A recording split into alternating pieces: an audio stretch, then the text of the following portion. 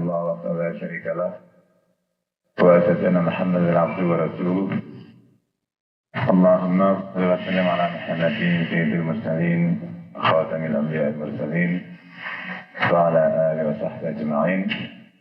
Amma ba'du fa ya ayyuhalladzina amanu ittaqullaha haqqa tuqatih wa la tamutunna illa wa antum muslimun. Tuhan Jumat yang terhormat, telah kita jalankan ibadah puasa yang diwajibkan oleh Allah SWT, dan kita sudah sampai kepada hari-hari terakhir untuk kemudian nanti kita sampai kepada suatu perayaan yang disebut Idul Fitri. Idul Fitri itu artinya ialah hari raya fitrah, hari raya kesucian manusia, atau juga disebut sebagai berulangnya kembali kesucian manusia itu pada kita, kembalinya kesucian itu pada kita. Inilah hari raya yang resmi diajarkan oleh agama kita selain daripada Idul Adha. Sedangkan semua hari raya atau hari besar agama yang lain adalah lebih merupakan hasil budaya daripada ajaran agama. Baik Maulid, Isra Mi'raj, Nuzul Quran, Satu Muharram, dan lain-lain. Oleh karena itu, sudah sewajarnya kita merenungi makna hari raya ini yang betul-betul merupakan hari raya keagamaan, sehingga kita mengetahui hikmah dan maknanya itu. Sebagian merupakan hal yang sudah kita ketahui bersama, yaitu bahwa fitrah atau kesucian asal manusia adalah suatu sebutan untuk rancangan Tuhan mengenai kita ini. Yaitu bahwa kita oleh Allah diciptakan dengan suatu rancangan sebagai makhluk yang suci. Kesucian asal. Oleh karena itu manusia pada dasarnya adalah suci. Homo sacra. Manusia adalah suci. Oleh karena itu sikapnya pun adalah sikap-sikap yang suci, terutama terhadap sesama manusia. Maka dibilang homo sacra res homini. Manusia itu suci dan berbuat suci kepada sesamanya dalam bentuk amal saleh. Dengan jumlah yang terhormat, beberapa kutipan suci dari Al-Quran maupun hadis banyak kita dengar dari para mubaligh dan para juru dakwah kita. Salah satunya ialah buah sabda Rasulullah yang sangat terkenal, kullu mauludin yuladu ala fitrah. Setiap anak yang dilahirkan itu dilahirkan dalam kesucian. Fawalidah yuhawidanihi au yunasiranihi au yumajidanihi. Namun kedua orang tuanya lah yang membuat mereka itu menyimpang dari fitrah tersebut hingga mengikuti agama-agama komunal. Agama-agama komunal adalah agama-agama yang kelompok itu sendiri menjadi lebih penting daripada ajaran. Itu namanya komunalisme. Maka disebut Yahudi, Nasrani, dan Majusi bukan ajaran-ajaran mereka yang disebutkan sebagai menyimpang dari fitrah itu, melainkan bagaimana caranya mereka memahami dan menjalankan agama itu yang komunalistik. Oleh karena itu fitrah dikaitkan dengan haniyah. Artinya suatu sifat yang dalam diri kita itu yang cenderung untuk memihak kepada yang baik dan benar. Maka dari itu dalam sebuah hadis disebutkan oleh Rasulullah SAW bahwa kebajikan ialah sesuatu yang membuat hatimu tenang. Al-birru ma'asma'anna ilaihi qalb. Kebajikan ialah sesuatu yang membuat hati tenang. Wal ithmu ma haka fi sadrika wa qarita ayatan alaihi nas. Dan dosa yang sesuatu yang terdetik dalam hatimu dan kamu tidak suka orang lain tahu. Artinya sesuatu yang dirasakan sebagai ketenangan dan kenikmatan. Oleh karena itu, ketika ada polemik mengenai siapa Ibrahim alaihissalam,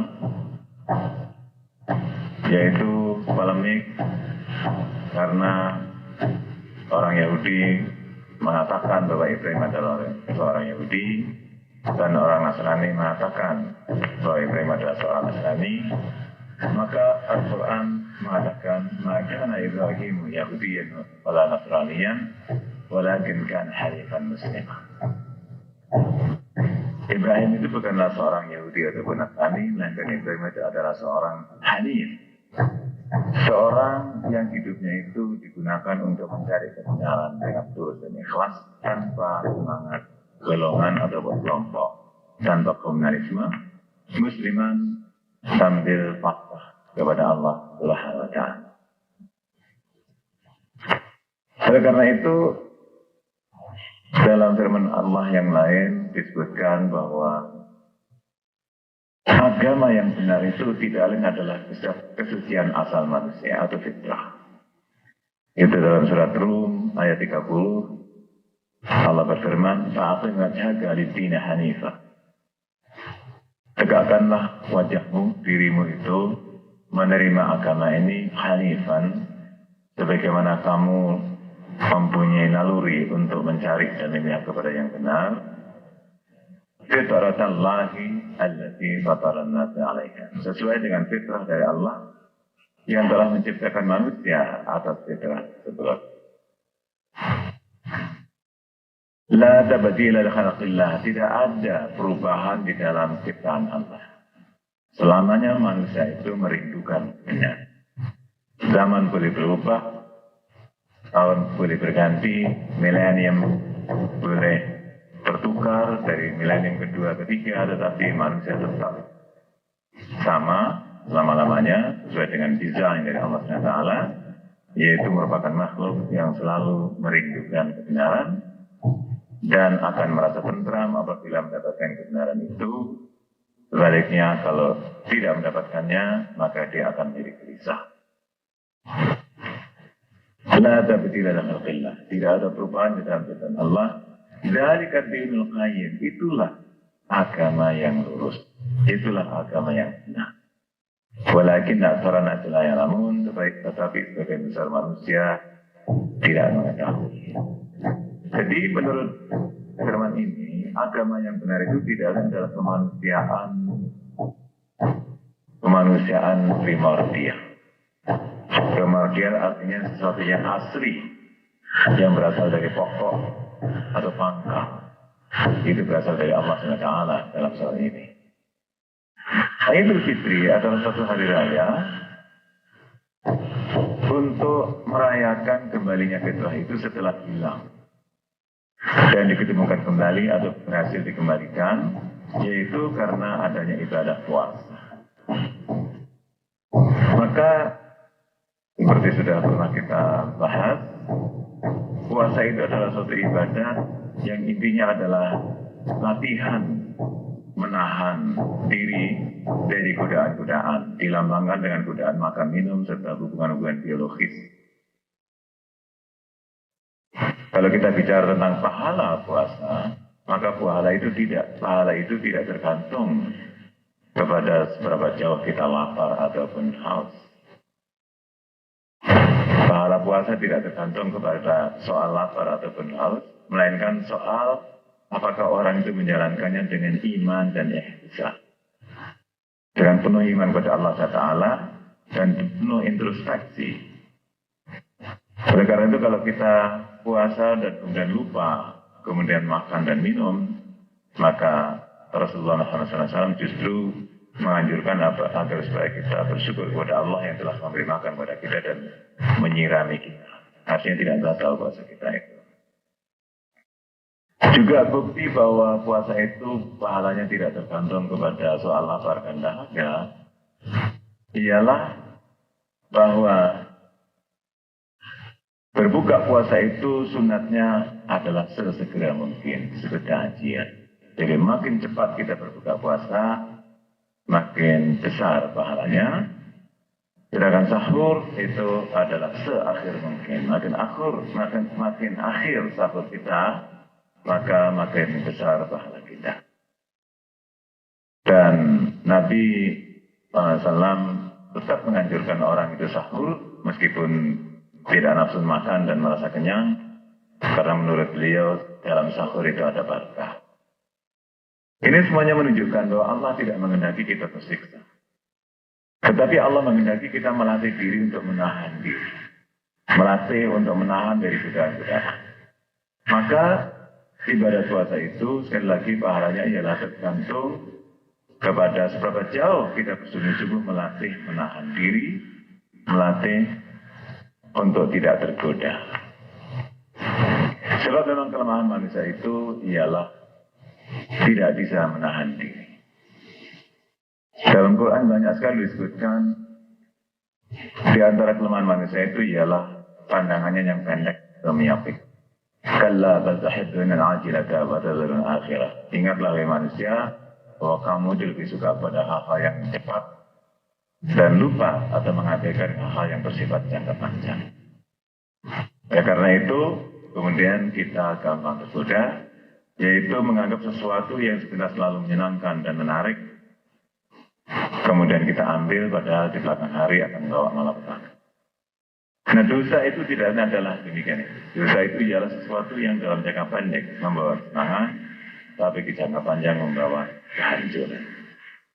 Itu adalah karena efek kelemahan manusia yang tidak sanggup melihat akibat perbuatannya dalam jangka panjang dan lebih tertarik kepada akibat-akibat jangka pendek.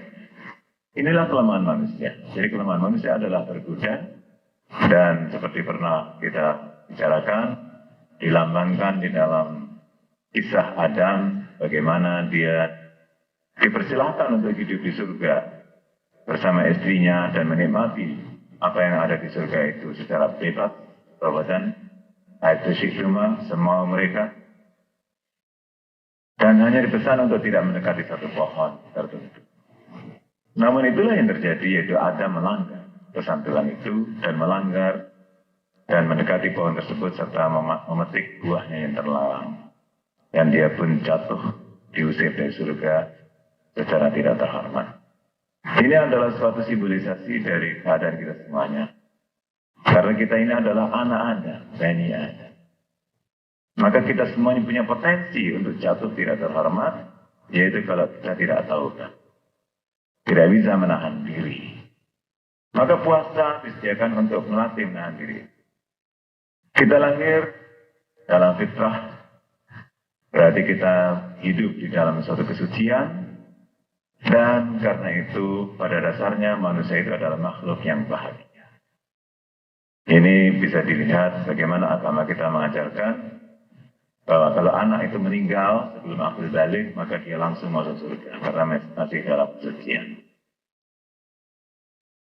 Dan karena itu juga, maka kita harus konsekuen menerapkan dalil bahwa manusia itu adalah baik sebelum terbukti jahat. Oleh karena itu, pergaulan antar manusia harus mendahulukan husnul dzan, sangka baik, dan tidak boleh mendahulukan su'ul dzan.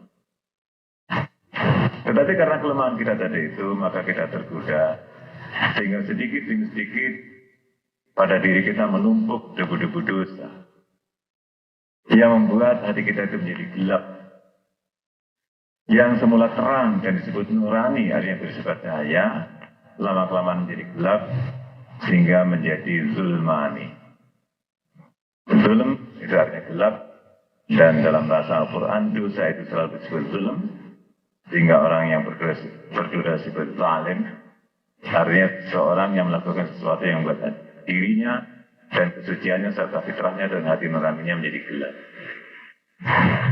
Apabila kita mencapai suatu titik di mana kita tidak lagi menyadari bahwa perbuatan kita itu jahat, maka inilah yang disebut dengan kebangkrutan rohani. Dalam Quran banyak sekali dilukiskan antara lain bahwa orang itu telah dihiaskan kepadanya oleh setan keburukannya sehingga nampak seperti baik. Zuyyina lahu su'u amalihi fara'al hasana. Dihiaskan kepadanya kejahatan amalnya itu, tetap kemudian dilihatnya seperti baik. Problem dalam masyarakat yang terbesar adalah menghadapi orang-orang yang menjalankan hal-hal yang sebetulnya tidak baik, akan tetapi justru merasa berbuat baik.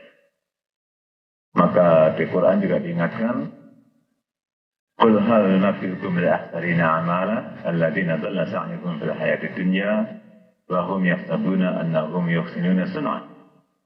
Katakan Muhammad, maukah kamu aku ingatkan tentang orang yang paling rugi dalam amal usahanya di muka bumi ini, yaitu mereka yang sesat dalam kegiatannya di dunia, namun mereka merasa berbuat baik. Dan jemaah terhormat, kalau kita sampai kepada stadium seperti itu, maka ini adalah betul-betul suatu malapetaka, dan kita sebetulnya sudah keluar dari surga, ibaratnya Adam yang sudah diusir dan kita masuk suatu kesulitan, yaitu kesulitan azab neraka. Sekalipun hanya secara spiritual, artinya belum menjadi kenyataan seperti nanti kalau sudah mati. Itulah sebabnya maka Allah SWT menyediakan bulan puasa, agar supaya kita sempat mensucikan diri kembali, membuat diri kita kembali suci, mencuci diri kita kembali, sehingga bulan puasa itu bukan saja bulan suci, tetapi bulan pensucian. Dan kalau kita berhasil menjalankan puasa itu dengan iman dan ihtisab, dengan penuh percaya kepada Allah SWT dan ihtisab. Ihtisab itu artinya ialah mawas diri, menghitung diri sendiri, introspeksi, dan sebagainya, yaitu kesempatan untuk bertanya dengan jujur siapa sebetulnya kita ini, apakah betul kita ini orang baik dan seterusnya.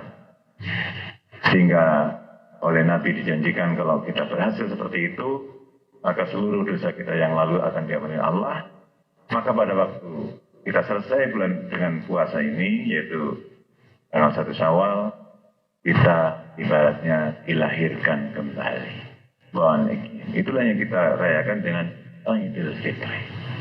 Kembalinya fitrah kepada kita, dan kita pun harus tampil sebagai manusia yang suci, sebagai manusia yang baik in optima forma, sebaik-baiknya kepada sama manusia dan juga kepada sama makhluk.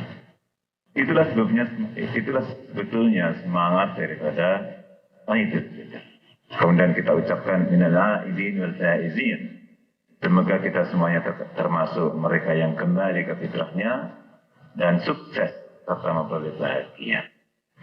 Maka Allah berfirman di dalam kaitannya dengan Idul Fitri itu, walitukmilul iddata walitukabbirullaha ala ma hadakum wa la'allakum tashkurun. Oleh karena itu sempurnakanlah, genapkanlah hitungan bulan puasa itu, hitungan ibadat puasa itu yaitu 1 bulan. Kemudian bertakbirlah kamu mengagungkan asma Allah ala ma hadakum, atas hidayah yang telah diberikan kepada kamu, bahwa kamu sanggup menjalankan ibadah puasa dan bahwa kamu sanggup menahan diri, berlatih untuk menahan diri. Wala'alakum tashkurun, hendaknya itu kamu syukuri, karena kita semuanya juga sebetulnya tidak sanggup berbuat baik. Oleh karena itu, kita harus cukup rendah hati bahwa kita berbuat baik ini pun adalah sebagai rahmat Allah Subhanahu wa Ta'ala, dan kita dengan rendah hati mengucapkan la haula wala quwwata illa billah. Tidak ada daya dan tidak ada tenaga kecuali dengan Allah Subhanahu wa Ta'ala. Tapi kenyataannya bahwa kita berhasil menjalani puasa selama 1 bulan, maka kita harus bersyukur kepada Allah Subhanahu wa Ta'ala. Wala'allakum tashkurun, dan hanya kamu semuanya bersyukur kepada Allah SWT.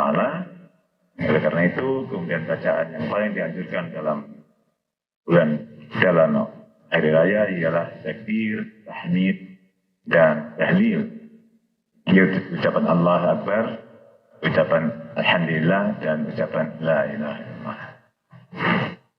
Barakallahu li wa lakum bil ma'rufin wa nafa'ani wa iyyakum tilawatahu innahu huwas samiul 'alim. Aqulu qawli hadza wa astaghfiruhu wa atubu ilaih.